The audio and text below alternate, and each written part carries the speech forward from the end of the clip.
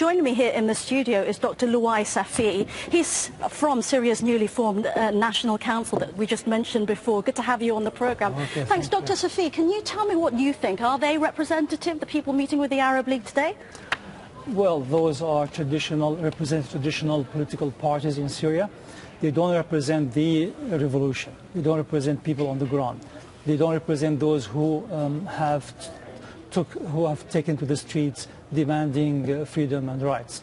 And in a way, they are trying to ride this wave and try to probably negotiate some deal with the government. The problem is the government is not real for negotiation.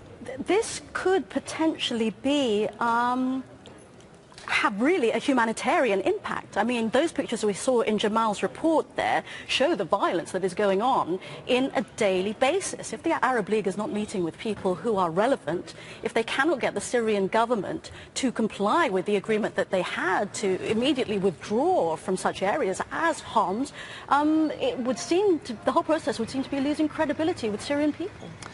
You're right. I mean, probably what these people will do is to provide the government with the cover it needs to say that, you know, they are involved in negotiation with the opposition, but really they are not negotiating with the opposition that represent the people on the ground. And so you're right. I mean, this is a big problem.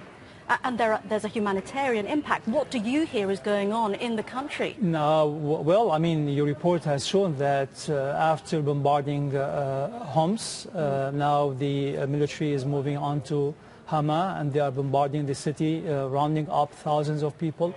We don't know exactly the figure, but the figure of those who have been arrested since the beginning of the uprising is between 60,000 to 100,000, people. What do you see then as an end game? Do you see anything happening that could bring the situation to a resolution? Yes, I mean the Arab League has to take a firm position against. But it's not. Well, I mean, they are going to meet on Saturday. We hope that they will say enough is enough, and now we are not going to accept any, excuses and play the game of delay and winning time or gaining time.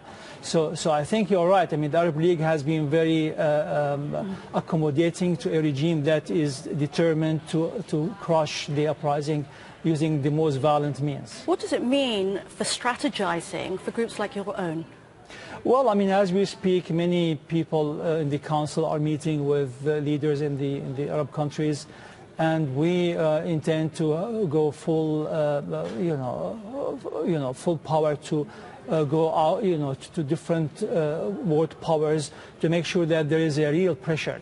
I mean, there is a lot of posturing and threats, but we don't believe that the world has come to put. What could happen? Thank you very much indeed, Right, Dr. sure. Safi.